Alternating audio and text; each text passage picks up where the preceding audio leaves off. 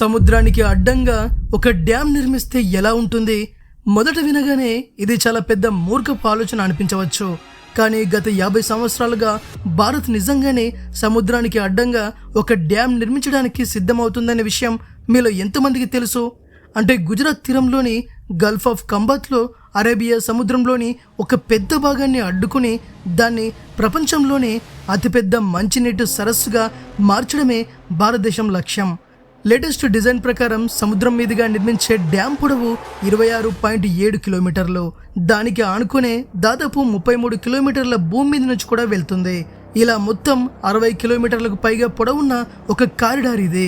దీనికి సుమారు 1.5 లక్షల కోట్ల రూపాయలు, అంటే దాదాపు $14 బిలియన్ ఖర్చు అవుతుందని అంచనా. ఈ భూమిపైనే అత్యంత ఉధృతంగా ప్రవహించే సముద్ర ప్రాంతాల్లో ఒక దాన్ని ఈ ప్రాజెక్టు ఎదుర్కోవాల్సి ఉంటుంది. 1975లోనే ఈ ఆలోచనను మొదటిసారి ప్రతిపాదించారు. ఈ ప్రాజెక్టు పేరు కల్పసార్. ఇప్పుడు ఈ ప్రాజెక్ట్ అంటే ఏంటి, ప్రపంచ దేశాలను కూడా ఆశ్చర్యపరిచే ఈ ప్రాజెక్టును భారత్ ఎలా అమలు చేయబోతోంది అనే విషయాలని ఈ వీడియోలో మనం చూడబోతున్నాం. సో వీడియోకి లైక్ కొట్టి ఛానల్ని సబ్స్క్రైబ్ చేసుకోవడం మాత్రం మర్చిపోకండి. ఇక విషయంలోకి వెళ్తే, గుజరాత్ భౌగోళిక పరిస్థితుల్లోనే నీటి కొరత అతిపెద్ద సమస్య. అరేబియా సముద్రంలోకి ముందుకు చొచ్చుకుపోయిన గుజరాత్లోని సౌరాష్ట్ర ప్రాంతం ఎప్పుడు తీవ్రమైన కరువును ఎదుర్కొంటుంది. అక్కడ నదులు చాలా తక్కువ, వర్షం ఎప్పుడు పడుతుందో కూడా నమ్మకం ఉండదు. అందుకే అక్కడ పెద్ద మొత్తంలో మంచినీరు పొందడానికి మరో మార్గమే లేదు. అయితే పక్కనే ఉన్న గల్ఫ్లోకి నర్మదా, మహి, సబర్మతి, దాదర్ వంటి ప్రధాన నదులు భారీగా మంచినీటిని తీసుకొచ్చి కలుపుతున్నాయి. కానీ ఆ నీరు సముద్రంలోని ఉప్పు నీటిలో కలిసిపోయి పూర్తిగా వృధా అవుతోంది. అక్కడే ఈ కల్పసరి డ్యాంను నిర్మించబోతున్నారు.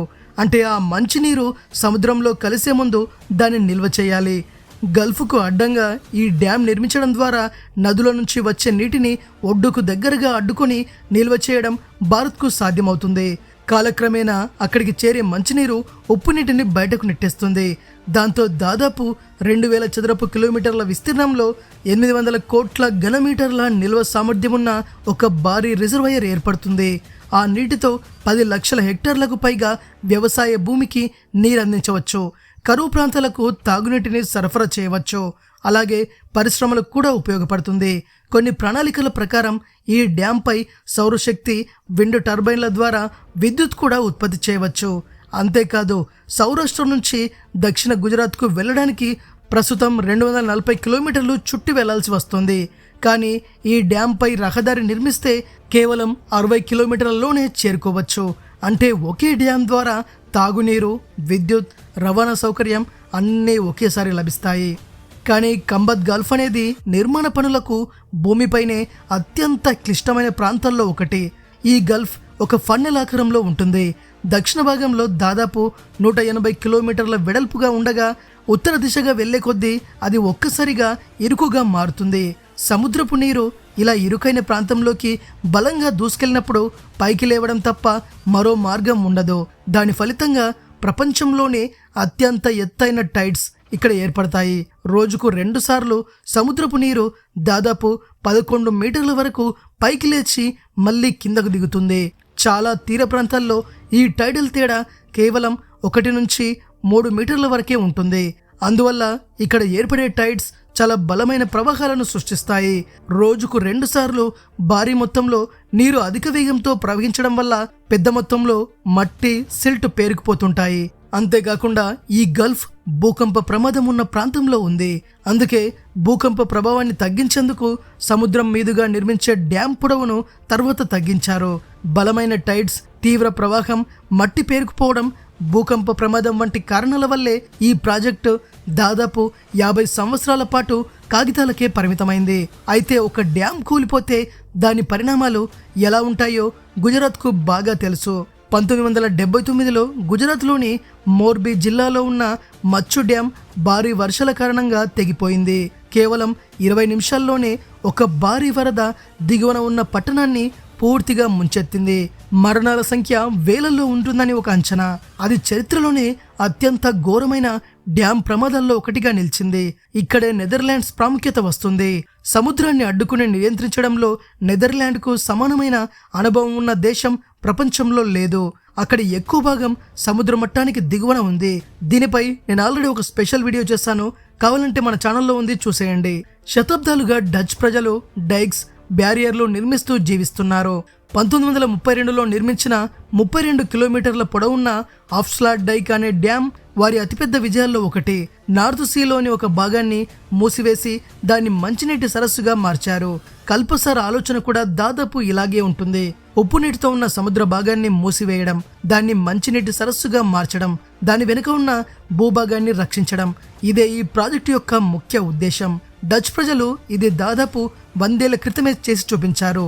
కల్పసార్ సముద్ర భాగం ఇప్పుడు ముందుగా చెప్పిన నెదర్లాండ్ డ్యామ్ పొడవుతో దాదాపు సమానంగా ఉంది. కానీ ఇక్కడ భూకంప ప్రమాదం ఉన్న ప్రాంతాల్లో ఇంకా మరింత ఎత్తైన టైడ్స్ను ఎదుర్కోవాల్సి ఉంటుంది. అదే కాకుండా డచ్ ప్రజలు ఎదుర్కొని మరో ప్రమాదం కూడా ఇక్కడ ఉంది. అదే ఉష్ణమండల తుఫాన్లు. ఆఫ్స్లైట్ డైక్ ప్రశాంతమైన నార్త్ సీలో ఉంది, కానీ కంబాత్ గల్ఫ్ మాత్రం భారీ టైడ్స్తో పాటు అరేబియా సముద్రం నుంచి వచ్చే సైక్లోన్ల మార్గంలో ఉంది. 2026 మేలో భారత ప్రధానమంత్రి నరేంద్ర మోడీ గారు నెదర్లాండ్ సందర్శించిన సందర్భంగా 50 సంవత్సరాలుగా కాగితాలకే పరిమితమైన కల్పసార్ ప్రాజెక్టుకు అంతర్జాతీయ సాంకేతిక భాగస్వామ్యాన్ని ఖరారు చేసేందుకు ఇరు దేశాలు వ్యూహాత్మకంగా ఒక లెటర్ ఆఫ్ ఇంటెంట్ పై అధికారికంగా సంతకం చేశాయి. తీర ప్రాంత ఇంజనీరింగ్, టైడల్ బ్యారియర్ల నిర్మాణంలో ఉన్న డచ్ నైపుణ్యాన్ని భారత్ ఈ భారీ జల ప్రాజెక్టు కోసం వినియోగించుకోనుంది. ప్రాజెక్టుకు సంబంధించిన డీటెయిల్డ్ ప్రాజెక్టు రిపోర్ట్ అంటే డిపిఆర్ 2025 చివరి నాటికి తుది దశకు చేరుకుంది. 2026 మేలో గుజరాత్ ప్రభుత్వం పర్యావరణ అనుమతుల కోసం దరఖాస్తు చేసింది. అందులో సవరించిన అంచనా వ్యయం 1.33 లక్షల కోట్ల రూపాయలు. 50 సంవత్సరాల తర్వాత కల్పసార్ చివరకు ఒక ఆలోచన నుంచి నిర్మాణ దశలోకి అడుగు పెడుతోంది. కానీ నిర్మాణ దశలోకి రావడం ఒకటి, నిజంగా నిర్మించడం మరో విషయం. కంబాత్ గల్ఫ్ను అడ్డుకోవడం వల్ల అక్కడి అరుదైన సముద్ర పర్యావరణం, భారీ మత్స్య సంపద పూర్తిగా మారిపోవచ్చు. డ్యామ్ నిర్మాణం వల్ల నీటిలోని ఉప్పదనం మారవచ్చు, చేపల వలస మార్గాలు దెబ్బతినవచ్చు, తీర ప్రాంత పర్యావరణంపై ప్రతికూల ప్రభావం పడే అవకాశం కూడా ఉంది. మరింత అధ్యయనం అవసరమని చెబుతూ గతంలో కొన్ని రివ్యూ కమిటీలు ఈ ప్రాజెక్టు పాత ప్రతిపాదనలను నిలిపివేశాయి. ఇంకో సమస్య కూడా ఈ నీటిలో దాగి ఉంది. ఈ సరస్సులోకి నీటిని తీసుకొచ్చే సబర్మతి, మహి నదులు భారతదేశంలోనే అత్యంత తీవ్రమైన పారిశ్రామిక కాలుష్యం ఉన్న నదుల్లో ఉన్నాయి. కాలుష్యంతో నిండిన ఈ నదీ జలాల్ని ఈ డ్యాంలో నిల్వ చేస్తే డ్యామ్ నీరు మొత్తం కాలుష్యం అవుతుంది. అదే ఒక పెద్ద సమస్య. అలాగే సరస్సుల్లోకి కొత్త మంచినీరు చేరే కొద్దీ అక్కడి ఉప్పు నీటిని తిరిగి సముద్రంలోకి పంపాల్సి ఉంటుంది. ఇలా అత్యధిక ఉప్పదనం ఉన్న నీటిని భారీగా అరేబియా సముద్రంలోకి విడుదల చేస్తే అక్కడి సముద్ర జీవులకు అనుకూలం కాని డెడ్ జోన్లు ఏర్పడే ప్రమాదం ఉంది. సముద్రాన్ని అడ్డుకోవడం డచ్ ప్రజలు నేర్చుకున్నారు, కానీ డ్యాంలోని కాలుష్యాన్ని, అధిక ఉప్పదనాన్ని నియంత్రించడం పూర్తిగా భిన్నమైన, మరింత క్లిష్టమైన సవాలు.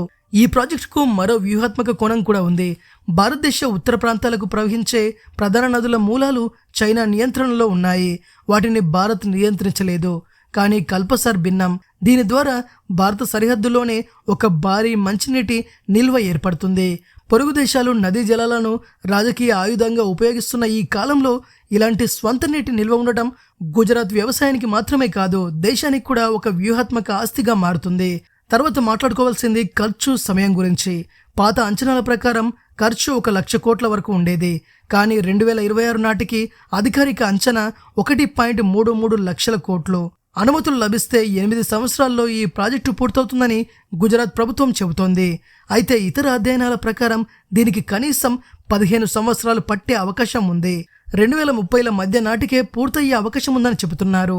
విజిజం పోర్ట్ లాంటి భారతదేశంలోని భారీ ప్రాజెక్టులు 5 సంవత్సరాలకు పైగా ఆలస్యమైన ఉదాహరణలు ఉన్నాయి. ప్రపంచంలో అరుదుగా చేపట్టే ఇలాంటి భారీ సముద్ర డ్యామ్ ప్రాజెక్టు కూడా మరింత ఆలస్యమయ్యే అవకాశమే ఎక్కువ.